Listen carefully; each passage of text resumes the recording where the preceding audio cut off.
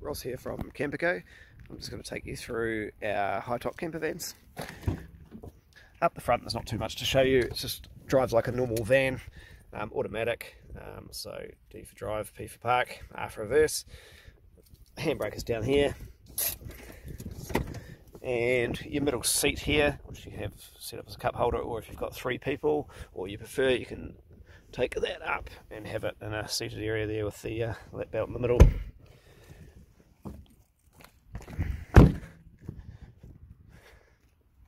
So we'll take you on the inside now.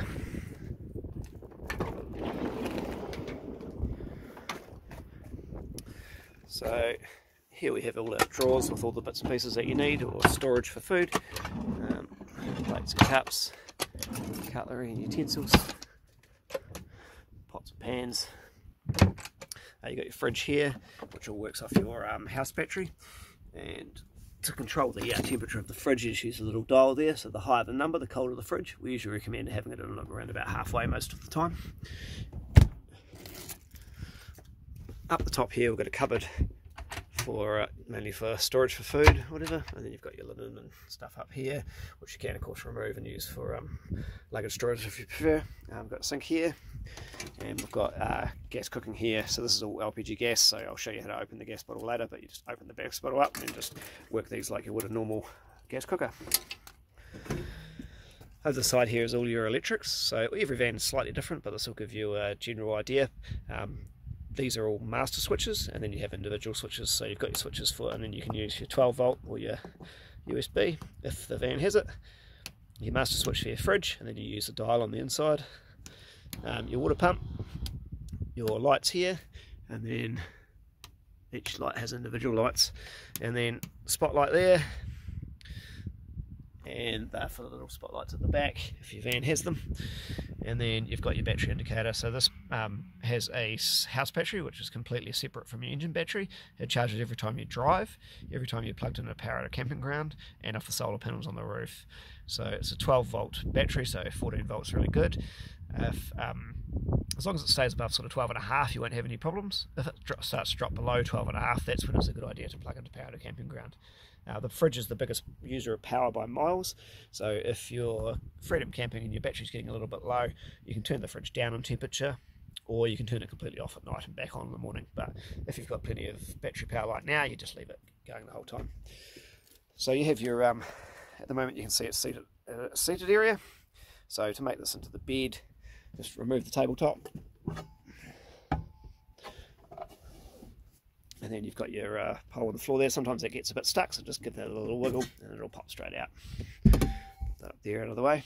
And then to make the bed up, put the table in the middle.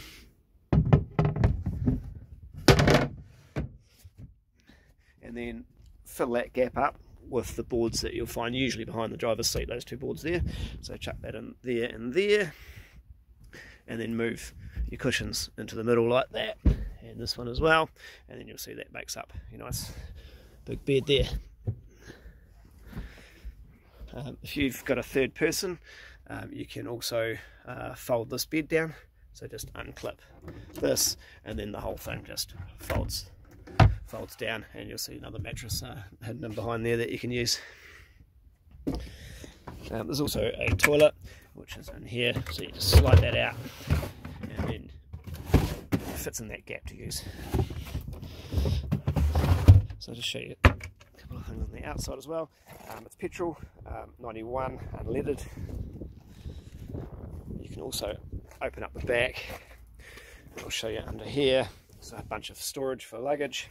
And under here we've got outdoor chairs and table and some containers and stuff. This is where you plug into power at a camping ground. So just grab your cable and just plug it into there and into the box, and you're all done. And this is for your wastewater. So unclip this, clip your hose onto here, put the hose down the dump station, and then just push that back like that, and then the water will pour out. Once it's finished pouring out, close that back off, chuck your bung back on, and you're all contained, ready to go. And behind the door here, you've got your fresh water.